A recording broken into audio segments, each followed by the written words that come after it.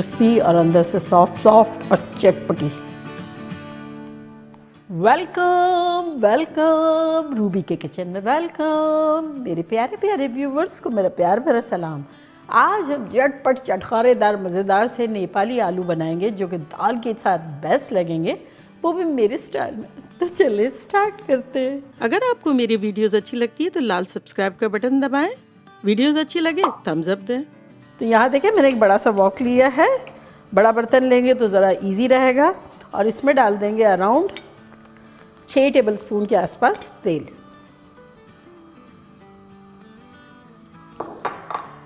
मेरे पास यहाँ बॉयल आलू है जो कि 2 पाउंड से थोड़े से ज़्यादा थे, यानी 1 किलो के आसपास, जिसको मैंने बॉयल कर लिया 80%।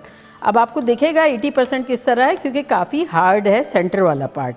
तो मैं काटती हूँ और बताती हूँ। ये देखें अंदर से बहुत सख्त है और ऊपर की लेयर कुक हो चुकी है। तो इसको हमें फ्रेंच फ्राइज़ की तरह काट लेना है। ये देखिए आवाज़ भी आ रही कच, जो अंदर से कच्चे की आती है ना, वो तो वैसा हमें रखना है।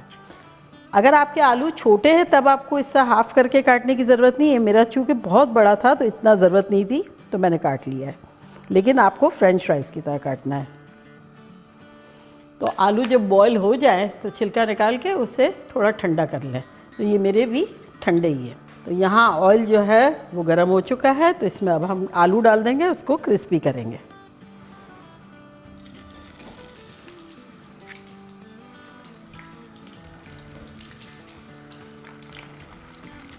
थोड़ा सेपरेट कर लेंगे। फ्लेम हाई रखेंगे और इसको फ्राई करेंगे जब तक कि एक आउटर लेयर जो है वो गोल्डन टाइप की ना हो जाए। तो इसको लगेंगे अराउंड 5-6 मिनट। यहाँ हमारे देखिए आलू कितने सुनहरे सुनहरे से हो गए हैं, बिल्कुल इसी तरह के हमें चाहिए और क्रिस्पी आउटर लेयर हो गई है। तो इस पॉइंट पर हम 2 चीज़ें डालेंगे जो कि कुछ यूँ है कि 1 टेबलस्पून लोडेड भर के कुटा कुटा सा लहसुन, और यहाँ मैंने हरी मिर्च ली है 3, जिसमें से 2 अभी डाल देते हैं। और अब इसके साथ 2 मिनट भूनेंगे ताकि लहसुन और हरी मिर्चें भी सुनहरी हो जाए।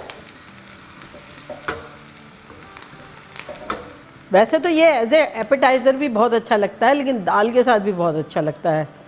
साइड में ये अगर होता है ना, हरी मिर्चें और लहसुन के साथ भी हमने 2 मिनट भून लिया है। तो अब इस पॉइंट पर हम डालेंगे 1 स्मॉल हैंडफुल कड़ी पत्ते। इससे बड़ी अच्छी खुशबू आएगी।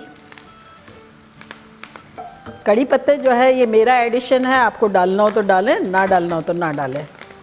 अब नेपाल में डालते थे कि नहीं डालते थे मुझे नहीं पता, मेरा जैसा बंदा होगा तो डालेगा। अच्छा, अब इसको थोड़ा सा हम मीडियम कर लेते हैं और इसका एक अच्छा सा मसाला बनाते हैं। तो यहाँ मेरे पास एक ब्लेंडिंग जार है, इसमें डालेंगे 5-6 सूखी हुई लाल मिर्च, 1 टीस्पून लोडेड ज़ीरा और 1 टीस्पून लोडेड काली मिर्चें, और इसको दरदरा सा पीस लेंगे।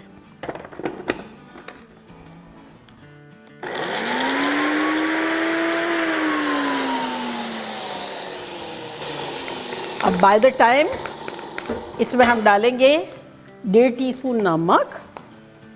बॉईल करते हुए हमने नहीं डाला था। साथ ही इसमें हम डालेंगे 1 teaspoon Kashmiri chilli powder, 1/4 teaspoon हल्दी पाउडर,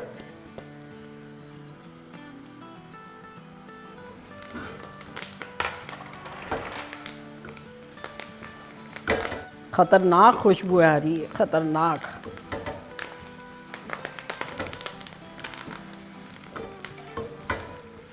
और अब ये मसाला डाल देंगे।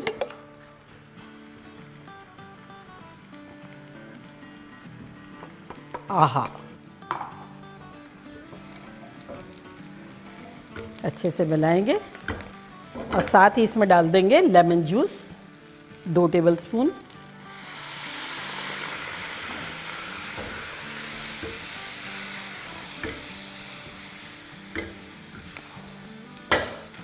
आहा, ख़तरनाक खुशबू आ रही है। अब चूल्हे को करते हैं बंद और इसको डिश आउट करते हैं।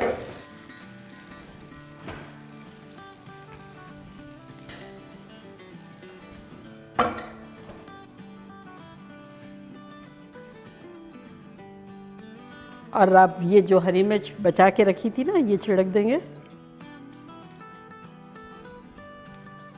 और धनिया। तो देखा कैसे झटपट हमारे ख़तरनाक से नेपाली आलू बन गए मेरे स्टाइल में। तो अब मैं ट्राई करती हूँ, बताती हूँ कि लग कैसा रहा है।